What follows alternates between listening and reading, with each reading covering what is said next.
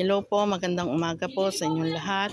Ako po si Kaagapay Rim at ako po ay magbablog dito sa isang tahanan na aking pong pupuntahan.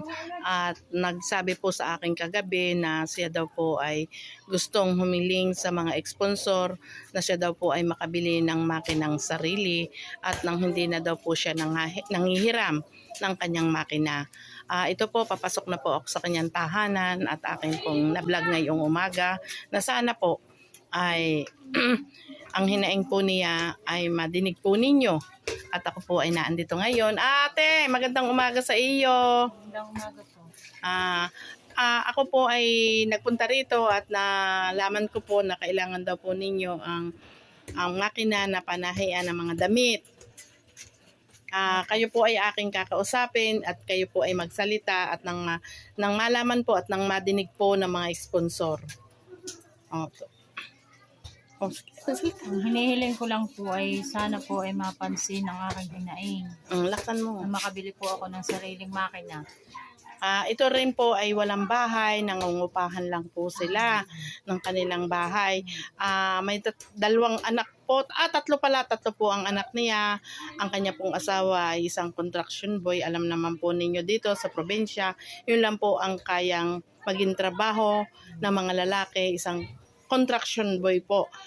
Ang sahod po niya ay sapat lang sa kanilang pagkain. Kaya po gusto nung may bahay na makabili siya ng sarili niyang makina at ng may papanahian daw po siya. Ate, anong pangalan mo nga? De la Cruz po.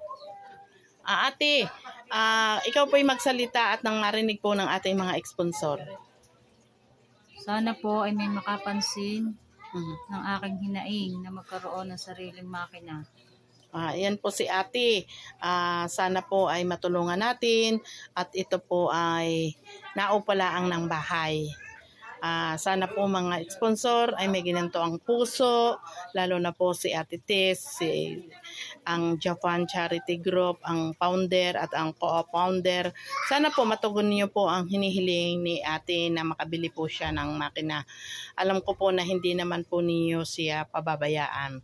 At alam ko po na pag nabasa ninyo, andiyan agad po kayo at handang tumulong sa abot ng makakaya ninyo sa mga taong kapuspalad. Maraming salamat po. Ito po ay vlog ko sa San Felipe, Siquio, Niugan, Padre Garcia, Batangas.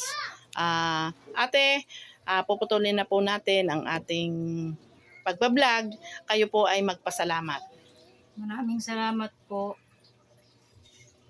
sa mga sponsor natutulong sa akin. Yun po, nagpapasalamat na po si ate. Bagaman po wala pa ang mga sponsor, ay siya po ay nagpapasalamat na agad. Alam ko po na hindi nyo pababayaan ang aking channel na si Kaagapay Rim. Maraming pong salamat sa inyo. God bless you po.